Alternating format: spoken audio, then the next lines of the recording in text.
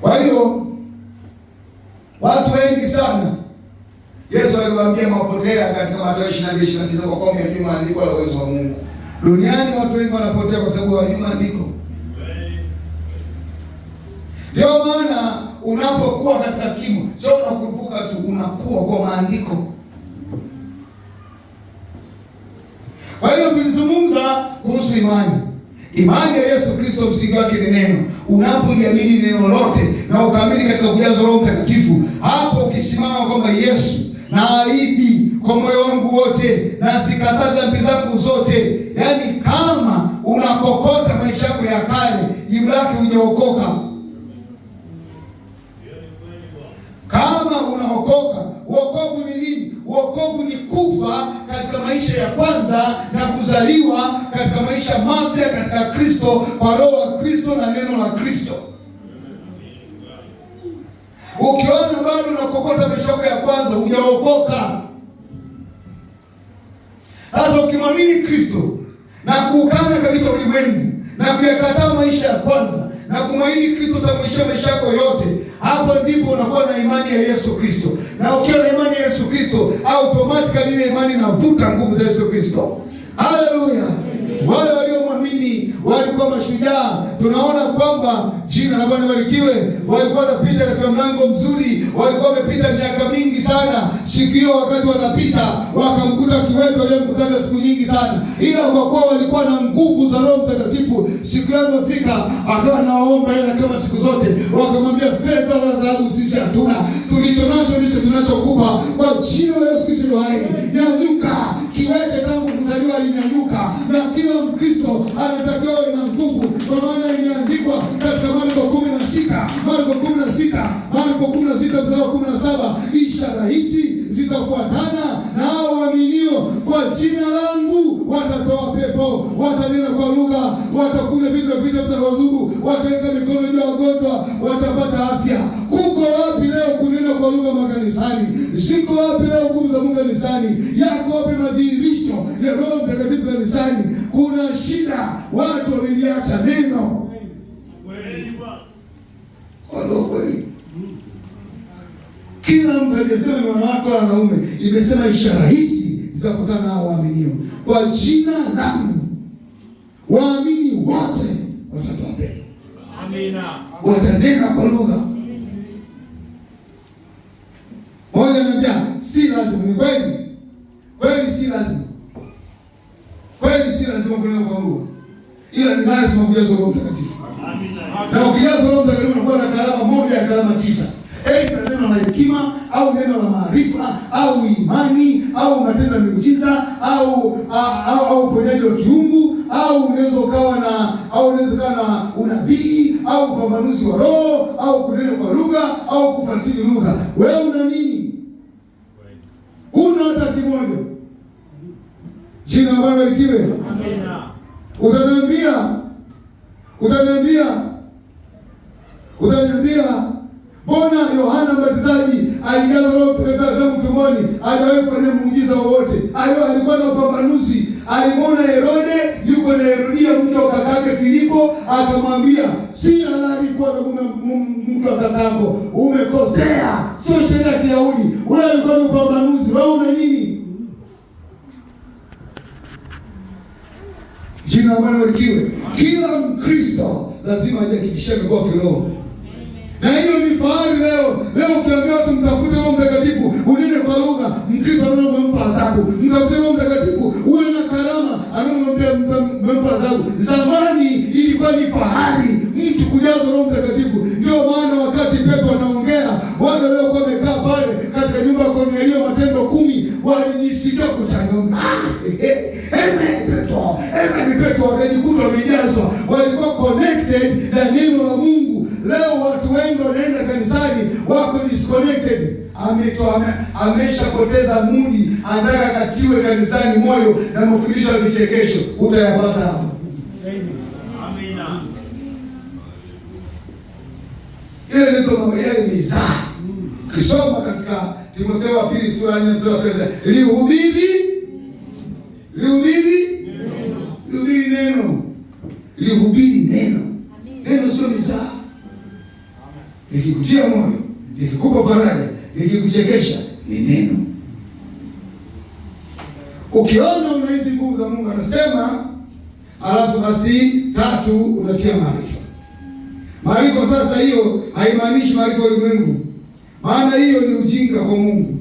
Ni maarifa ya kuamua kupambanua wema na ubaya. Maarifa ya neno yanakufanya uache mabaya yote kwa hiari. Ujue mshahara wa dhambi ni mauti. Kwa hiyo utaacha mabaya yote.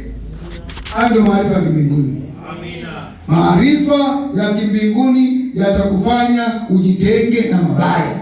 Amina. Utajua jinsi ya kupambanua wema na ubaya. Unapambanuaje hilo basi? Kama una maarifa ya Kikristo pamoja na nguvu zako na imani, unapambanua kama neno ni kweli ama ni uongo. Ukiambiwa Krismasi, unauliza vizuri, nionyeshe kwenye Biblia. Kipaimani, nionyeshe kwenye Biblia. Komunyo, nionyeshe kwenye Biblia. Ubatizo wa watoto, nionyeshe kwenye Biblia. Si dhambi kumwambia mtu nionyeshe kwenye Biblia. Kwa sababu imeandikwa katika Warumi 3:4, let God be true and every man a liar. Mungu peke yake ndio mkweli. Na ukitaka kumjua Mungu anapatikana wapi, Mungu ni nani, soma Yohana 1:1. Hapo mwanzo kulikuwa kuna neno, naye neno alikuwa kwa Mungu, naye neno alikuwa Mungu. Kwa hiyo Mungu ni neno. Chochote unachokiishi iwe Mungu anakiishi. Maana bibi harusi neno wa duniani anaenda kuungana na bwana harusi neno wa mbinguni, wote wanakuwa Biblia moja, neno lililonenwa. Nje na neno ni mafundisho ya uongo. Jina la Bwana barikiwe. Kwa hiyo unapambanua nini? Neno. Maarifa hayo hayahitaji degree.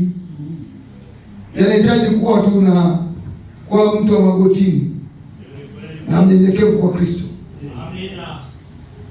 Na pia anasema katika kimo cha mtu mkamilifu pale 172, sisi hatuundi madhehebu. Mimi siko hapa siku ya leo kuunda madhehebu. Kristo hakunituma kuunda madhehebu. Kristo alinituma kuwajenga watu binafsi wafikie kiwango cha Yesu Kristo. Amina. Kusudi wapate kuwa kituo cha nguvu na makao ya Roho Mtakatifu. Amina. Watu wanatakiwa sisi tunataka tujengwe tufikie kimo cha Kristo. Mitume walifikia. Kulikuwa na Dorcas, mshona kanzu za watumishi wa Mungu. Alikuwa anahudumia watumishi wa Mungu. Leo unashindwa kuwaletea watumishi wa Mungu hata sukari. Kulikuwa na Dorcas anatafuta pesa, anashona kanzu, anaenda kuwakabidhi watumishi wa Mungu bure. Mungu alimbariki. Dorcas akafa, aliumwa akafa. Wakamwambia Petro, yule anayehudumia watakatifu anawapikia chakula na kuwatendea mema, amekufa, anashonaga kanzu. Huyu jamani mtakatifu anawapita wote. Kwa kweli huyu dada, kwa kweli tuna mfano wake. Akamwambia yuko wapi? Akaenda pale akapiga magoti. Akasema, Mungu, huyu ndiye anayehudumia watoto wako, na mrudisha akaendelee kuhudumia. Alirudi, alifufuka. Matendo mema yote Yesu atakulipa. Kila tendo jema kwa watoto wa Mungu, Mungu atakulipa. Amina. Anakulipa hapa na uzima milele. Na hata siku hiyo utakumbuka unapita namna hii. Jamani Mungu hapa tunakuomba. Huyu alikuwa ndani kanisa Yaani Mungu kila anayetenda matendo mema atamkumbuka. Amina. Sasa wewe umekula sadaka na fungu la 10 umekula, umepiga magendo kutoka kanisani Mungu na watu wote hebe. Wewe una heaven. Jina la Bwana barikiwe. Amina. Anasema nabii William Branham anakiri yeye alitumwa kuja kuwafanya watu wafikie kiwango cha Kristo. Umefika? Kama hujafika umefeli. Wawe kituo cha nguvu na makao ya Roho Mtakatifu. Watu watakuwa makao ya Roho Mtakatifu. Roho Mtakatifu akubujika ndani yetu. Huo ndio ukweli. Wapendwa wa Mungu, tunatakiwa tukaze mwendo. Jina la Bwana barikiwe. Ninaamini katika maarifa halisi ya Roho Mtakatifu. Maana maarifa ya Roho Mtakatifu daima yataitikia neno kwa amina. Kila neno kwa amina. Kila neno kwa amina. Kila neno kwa amina. Yaani mmegombana na mume wako, hata amekuletea kufuja gani unaenda kwenye neno na chukia kwa chana sana. Sikai naye. Kwa sababu unakuwa sadaka na fungu la 10 umekula, umepiga magendo kutoka kanisani Mungu na watu wote hebe. Wewe una heaven. Jina la Bwana barikiwe. Anasema nabii William Branham anakiri yeye alitumwa kuja kuwafanya watu wafikie kiwango cha Kristo. Umefika? Kama hujafika umefeli. kila aliyezaliwa mara ya pili anaitikia kila neno kwa amina.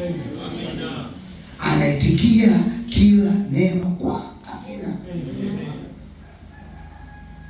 Na katika njia hii Mithali 3:5 nasema usitegemea akili zako mwenyewe. Kwa hiyo katika maamuzi usifanye maamuzi ya akili, fanye maamuzi ya neno. Amina. Umeshakatazwa usitegemee akili zako mwenyewe, fanya maamuzi ya neno. Amina. Jina la Bwana libarikiwe. Kama kuna mambo yote yanayotilifiana na Biblia, unaketi chini na kuyasoma kwa makini na kwa maombi namna hiyo, muda si muda unajua Roho Mtakatifu anaanza kuingia. Baada ya kitambo unaona yakiungana pamoja, hapo umeshalipata elimu la Mungu. Kama si la Mungu, kile kuja kulifikisha linakataa, unajua sio la Mungu, ili sio lenyewe. Hayo ni maarifa, maarifa ya kumchukua Mungu katika neno lake. Maarifa si maarifa ulimwengu, sio yanayohoji. Hivi unasemaje kuhusu Sabato? Mimi niseme nini zaidi ya kuitii? Kuna hoja nyingi sana tu discuss habari za Mungu. Habari za Mungu sio za kudiscuss, habari za Mungu ni za kuamini. Amina. Aina yoyote ya maarifa ulimwengu hutoa hoja. Naona? Lakini imani haina hoja. Amina. Imani inaitikia amina neno la Mungu. Amen. Unaliamini neno na unasonga mbele. Jina la Bwana libarikiwe. Amina.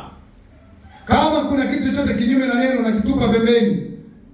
Neno hata kama vitu wanasema, yaani mtaweka mikono juu ya wagonjwa watapata afya. Sayansi iseme uwezekane jinsi gani, na baki hapo, utaweka mikono juu ya wagonjwa watapata afya. Amesema Mungu, lazima litokee. Na bahati nzuri nimeliona likitokea. Amen. Imani inajua mahali ilipo. Ndio maana wakati wa makamata mitume wakachapa fimbo na kuambia usiende tena kuhubiri ukweli wa Kristo. Yaani viboko vinauma. Petro akauliza, "Vitupasa kutii ninyi au Mungu?" Sisi tunaenda kumtii Mungu. Huko anashika makalio yake, mpigwa fimbo, anashika makalio, anaenda, anasema naenda kumtii Mungu. Kwa nini? Imani inajua inaposimama. Mtu mwenye imani halisi hajui kushindwa. Imani ya Yesu Kristo hairudi nyuma. Imani hajui kushindwa. Imani sio matumaini. Imani ni kuwa na hakika mambo yatarajiwayo, ni bayana ya mambo yasiyoonekana. Haujaona kitu, unaamini kimetokea. Unaamini unaenda kushinda. Unaamini wewe ni mtoto wa Mungu. Unaamini mbinguni ni kwako hata kama hujaenda. Unaamini Yesu alimshinda shetani na ule ushinda amekupa wewe, na wewe utamshinda shetani siku za maisha yako. Hauogopi wachawi, hauogopi waganga, hauogopi majini. Kwa nini? Imani ina misuli. Imani ni kuwa na hakika ya mambo yatarajiwayo, ni bayana mambo yasiyoonekana. Haleluya. Jina la Bwana libarikiwe. Amen. Ndio maana tunashangaa dunia, hatuna ilizi. Amina. Hatuna ilizi. Amen. Hatuna madawa. Amina. Hatujachinja kitu ndani. Tunalala salama na kuamka salama. Kwa nini? Yuko Mungu anayeshinda. Yeye anatosha. Amina. Haleluya. Tunaona nguvu ya damu ya Yesu Kristo. Miaka 2000. Amina. Miaka 2000. Bado damu na nguvu. Amina. Haleluya. Mtu mmoja alimuuliza mtumishi mmoja wa Mungu akamwambia, kama damu ya Yesu ina nguvu, mbona bado dhambi ni nyingi kabisa duniani? Na unasema damu ina nguvu. Kwa nini damu isiwaoshe? Akaambia, ndio nataka nikuulize swali mtumishi. Akatangazaji akija, naomba nikuulize swali mtangazaji. Sabuni zimejaa duniani, bado watu ni wachafu. Kwa nini? Kwa nini sabuni zisiwaoshe? Mbona watu ni wachafu, magereji, wako machokorani wachafu, na sabuni zimejaa kwenye maduka na zinazotakatisha sana. Akasema mbona tukasema na kutumia? Akasema ni kile damu ya Yesu unaoichukua na uitumie. Neno la Mungu kilichukua kulifanyia kazi linakuvusha. Kulifanyia kazi haikuvushi. Amina. Kweli Bwana. Ukiamini umepona unapona. Usipoamini unabaki. Ukiamini baraka unabarikiwa. Usipoamini unabaki. Ukiamini kushinda unashinda. Usipoamini unabaki mpaka uamini. Uichukue damu ya Yesu Kristo, ujue Yesu alikufa kwa ajili yako, na wewe ndio mwenye kustahili, na kwa damu hiyo unashinda na zaidi ya kushinda, sio kwa nguvu zako. Utasema ninaweza yote katika Kristo Yesu ambaye ni Mungu anitie nguvu. Hautaogopa jaribu.